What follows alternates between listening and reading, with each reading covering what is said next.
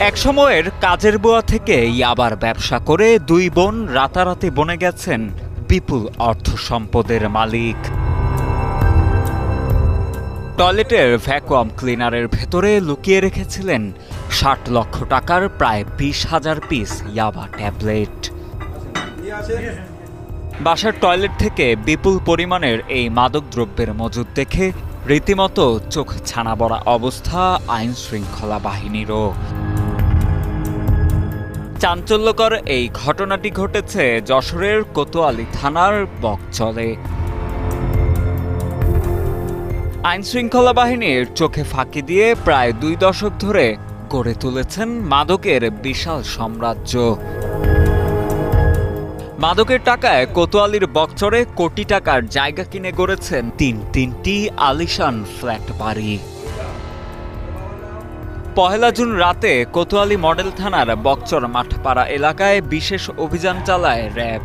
এ সময় বাসায় অবস্থান করা দুই বোন বকচর গ্রামের লুৎফর শেখের মেয়ে ফরিদা বেগম ও ফাতেমা বেগমকে হাতে নাতে আটক করে র্যাব। পরবর্তীতে বাসার বিভিন্ন স্থানে ব্যাপক তল্লাশি ও জেরা চালিয়ে শোবার ঘরের অ্যাটাচড বাথরুমের হাইকমোডের ফ্লাশ ট্যাঙ্কের মধ্যে বিশেষ কায়দায় লুকানো ১৯,৮০০ পিস ইয়াবা ট্যাবলেট ও মাদক বিক্রয়ের নগদ ১,৪৮,০০০ টাকা ও একটি আইফোন উদ্ধার করা হয়। উল্লেখ্য, এলাকাবাসীর সূত্রে জানা যায়, দরিদ্র পরিবারে বেড়ে ওঠা দুই বোন একসময় জীবিকার তাগিদে বিভিন্ন বাসাবাড়িতে গৃহকর্মীর কাজ করলেও এ সময় জড়িয়ে পড়েন মাদকের ব্যবসায়।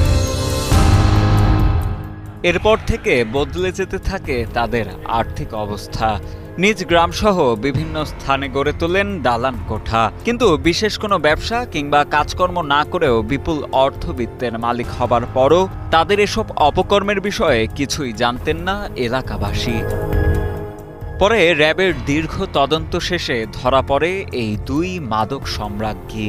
আটকের পর র্যাব জানায়, উদ্ধারকৃত মালামাল ও আটককৃতদের কোতোয়ালি মডেল থানায় হস্তান্তর সহ তাদের বিরুদ্ধে মাদক আইনে একটি মামলাও দায়ের করা হয়েছে।